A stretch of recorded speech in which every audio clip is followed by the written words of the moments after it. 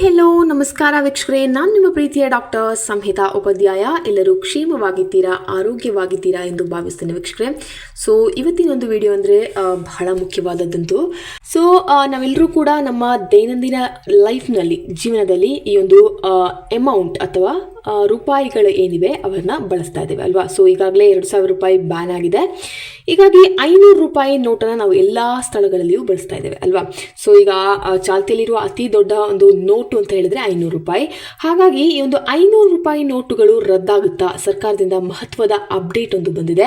So ಇದ್ರ ಬಗ್ಗೆ ಈ ಒಂದು ವಿಡಿಯೋದಲ್ಲಿ ಮಾತಾಡ್ತೇನೆ. ಸೊ ನೀವು ಕಂಪ್ಲೀಟ್ ಆಗಿ ಈ ವಿಡಿಯೋನ ನೋಡಿ, ಇದು ರೂಮರ ಅಥವಾ ಇದರ ಬಗ್ಗೆ ಸತ್ಯಾಸತ್ಯತೆ ಏನು ಅನ್ನೋದ್ರ ಬಗ್ಗೆ ನೀವು ತಿಳ್ಕೊಳ್ಳಿ ಅಂತ ಹೇಳ್ತೇನೆ. ಸೊ ಇವತ್ತಿನ ಒಂದು ವಿಡಿಯೋ ಅಂದರೆ 500 ರೂಪಾಯಿ ನೋಟು ರದ್ದಾಗುತ್ತಾ, ರದ್ದಾದರೆ ಏನಾಗುತ್ತೆ ಅದ್ರ ಬಗ್ಗೆ ಈ ಒಂದು ವಿಡಿಯೋದಲ್ಲಿ ಮಾತಾಡ್ತೇನೆ. ಸೊ ಕಂಪ್ಲೀಟ್ ಆಗಿ ನೀವು ಈ ಒಂದು ವಿಡಿಯೋನ ಕೊನೆ ತನಕ ಮಿಸ್ ಮಾಡಿ ನೋಡಿ. ಅದಕ್ಕಿಂತ ಮುಂಚೆ ನೀವಿನ್ನೂ ಕೂಡ ನನ್ನ ಚಾನಲ್ಗೆ ಸಬ್ಸ್ಕ್ರೈಬ್ ಆಗದೆ ನೋಡ್ತಾ ಇದ್ದೀರಾ, ಹಾಗಿದ್ರೆ ಪ್ಲೀಸ್ ಸಬ್ಸ್ಕ್ರೈಬ್ ಆಗಿ, ಲೈಕ್ ಮಾಡಿ, ಸಪೋರ್ಟ್ ಮಾಡಿ, ಹಾಗೆ ಕಮೆಂಟ್ ಕೂಡ ಮಾಡಿ ಅಂತ ಹೇಳ್ತೇನೆ.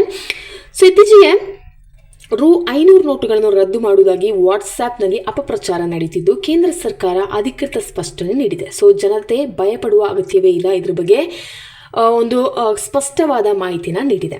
ಸೊ ತುಂಬ ಜನ ಈಗ 500 ರೂಪಾಯಲ್ಲಿ ಓಡಾಡ್ತಾ ಇದ್ದೀರಾ. ಸೊ 500 ರೂಪಾಯಿಯನ್ನೇ ನೀವು ಎಲ್ಲ ಚಟುವಟಿಕೆಗಳಿಗೂ ಬಳಸ್ತಾ ಇದ್ದೀರಾ. ಸೊ ಎಲ್ಲ ವಿಷಯಗಳಿಗೂ ಈ ಒಂದು 500 ರೂಪಾಯಿ ನೋಟೇ ಬೇಕಾಗಿದೆ. ಹಾಗಾಗಿ ಕಂತು ನೋಟ್ ಇಟ್ಕೊಂಡಿರೋರು ಭಯಪಡಬೇಕಾಗುತ್ತೆ. ಆದರೆ ಈ ಒಂದು ದೈನಂದಿನ ಜೀವನ, ಇವತ್ತು ತಿಂದು ಇವತ್ತು ಉಂಡು ಮಲಗೋರಿಗೆ ಇದರ ಬಗ್ಗೆ ಚಿಂತೆ ಮಾಡುವ ಅವಶ್ಯಕತೆ ಇಲ್ಲ ಅಲ್ವಾ.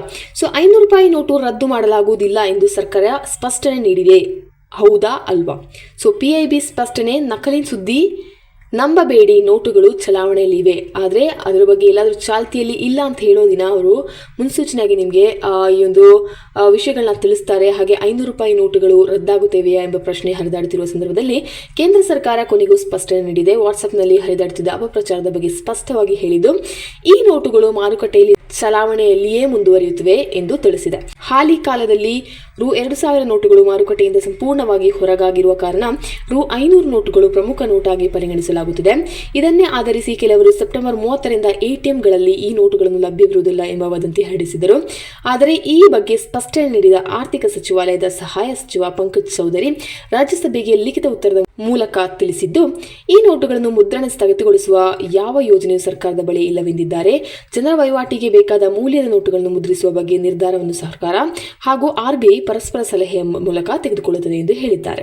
ಅದರ ಜೊತೆಗೆ RBI ಏಪ್ರಿಲ್ 28, 2025ರಂದು ಎಲ್ಲಾ ಬ್ಯಾಂಕ್ಗಳಿಗೆ ಹಾಗೂ ವೈಟ್ ಲೇಬಲ್ ATM ಸಂಸ್ಥೆಗಳಿಗೆ ATMಗಳಲ್ಲಿ ರೂ 100 ಮತ್ತು 200 ನೋಟುಗಳ ಲಭ್ಯತೆ ಹೆಚ್ಚಿಸಬೇಕೆಂದು ಸೂಚನೆ ನೀಡಿದೆ.